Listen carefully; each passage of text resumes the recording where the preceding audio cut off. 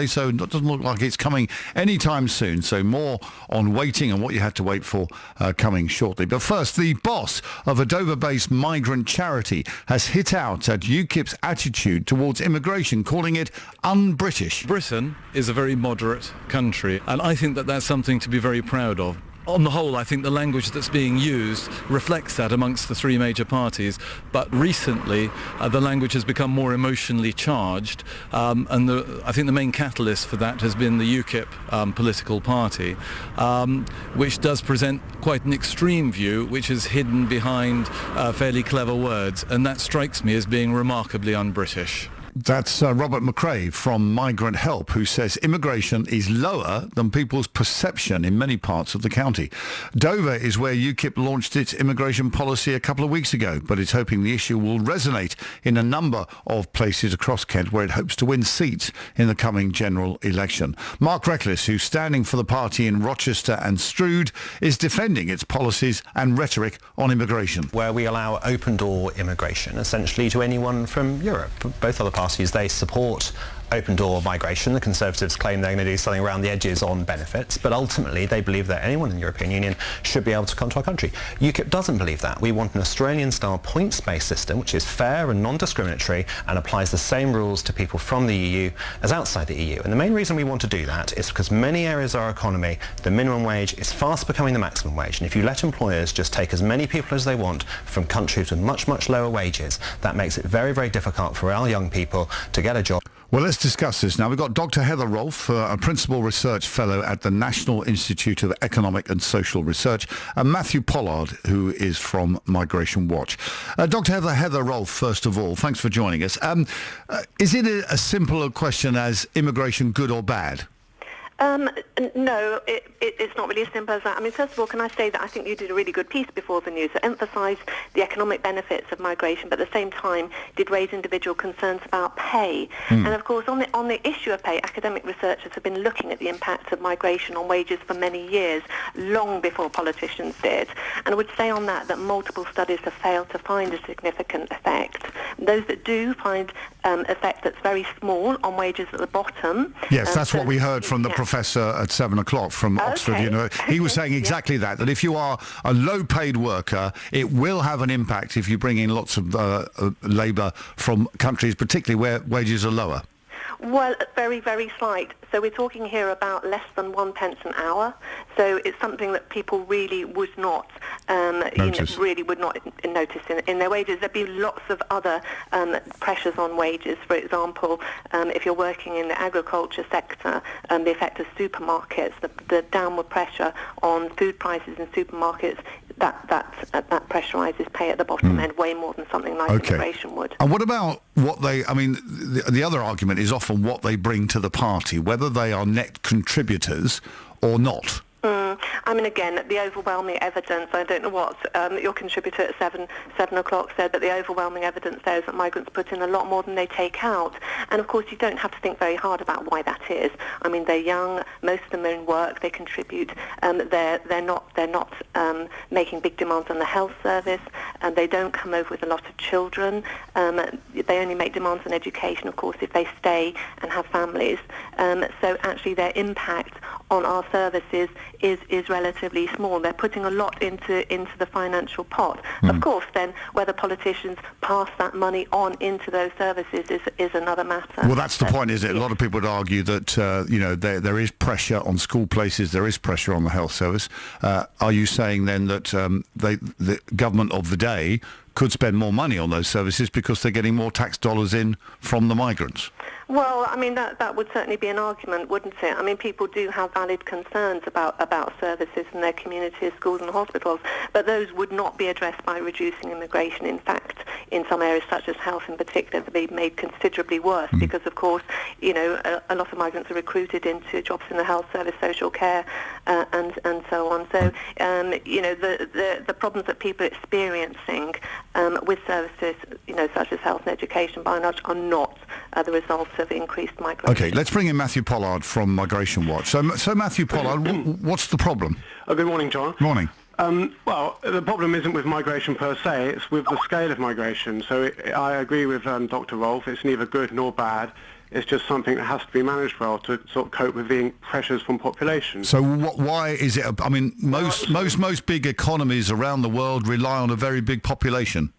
Well, yes, the more people you have, the bigger the economy, but the wealth per person doesn't increase. The real benefit is the wealth per person of the existing population. So the migrant comes in, gets richer, the economy grows, but overall for the existing population, no study has shown a significant increase in GDP per head.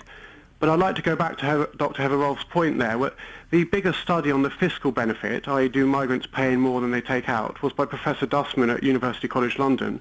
And they looked between 1995 and 2011 and found that all migrants were a net cost of 115 billion. So it's not as simple as just saying migrants pay their way. So it depends where they come from. Is that what you're saying? Absolutely. So let's talk about European migration, because that's where most of it comes from at the moment. As I understand it, they are net contributors.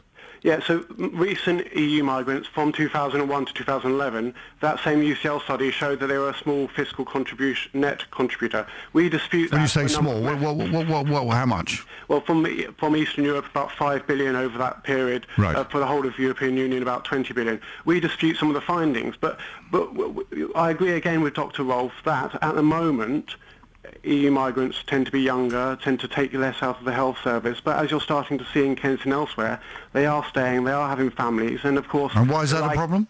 Well, it's because then the cost changes, doesn't it? So you're paying in when you're younger, and then like everyone else, as you get older, you take out again. But what about the argument that Dr. Rolfe put forward that, not an argument, but a suggestion maybe, that if you've got tax dollars coming into a government, they could spend it on the very services that could be under pressure from those extra people? That's right, and a failing of central government is to react in time to where there's pressures from population growth. So that takes about 2 years, apparently. Well, every year, you see, we have net migration. So why aren't you having a go at the government? Why aren't you saying to the government, you need to spend more money on those services? It's not the migrants' problem, it's the fact that you're not spending the money. John, no one's having a go at the migrant. Absolutely, we completely understand why people want to come here. But you're saying we're having too many, though? Well, yeah, sure. Are you saying there's no limit? Well, I don't know. Labour doesn't seem to... I mean, basically, if you need 18 engineers and you've just imported 17, what would you do? Not bring in the 18th? Well, I would also look to train up some of the youth unemployed in Kent, which runs at about 25%. OK, Heather Rolfe, let's pick up a couple of those points there, mate. I mean, it is about numbers at the end of the day, and we are quite a small island, frankly. If you look at our population, it's about the same size as France, and France has twice the land mass.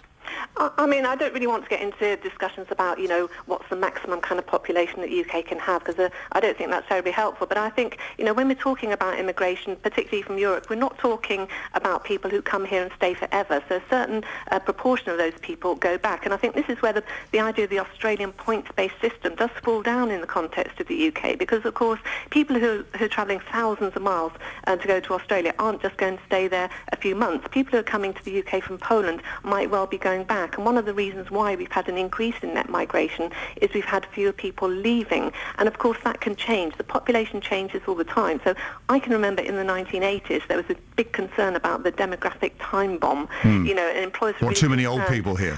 No, it was actually too few young people. So employers were really concerned about where are they going to get the future labour force from. And at that point a fewer proportion of women with children were in employment. So there was this big drive to get them back to work. So what I'm saying is the population is not necessarily undergoing an exponential increase year on year. It's not like that it's going to be never ending. Matthew Pollard, constantly changing. Matthew Pollard, do you accept that these migrants many of them are transient? They come for a while and go home again. Well, I mean, the Eastern European population has increased from around 100,000 in 2004 to over 1 million. So while probably more than half do go home again after a few years, the population is growing every year in the UK.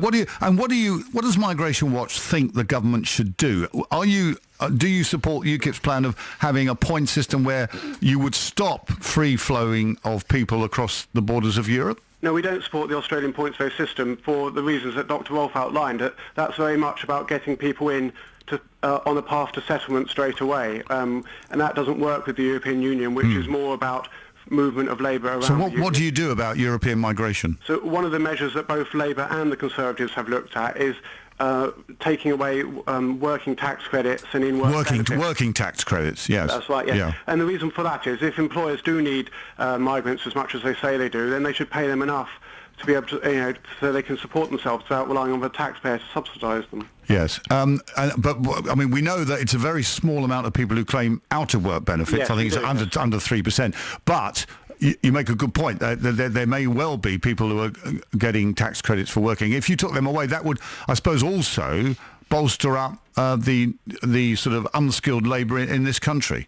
Well, what it would do is it'd take away some of the incentive to come here from Eastern Europe, because most of the reason why you're coming here from Eastern Europe is the wage differential. And would you be allowed to do that under European law? Treat people from another part of Europe differently to our own people? No, not at the moment. Right. Which is why that both parties talk about renegotiation. Okay. One way of doing it, of course, would be to make benefits contributory in the UK. So one of the other avenues that parties have explored is returning UK benefits to a more contributory principle. Yes, on that basis, somebody who's British and never worked wouldn't get any.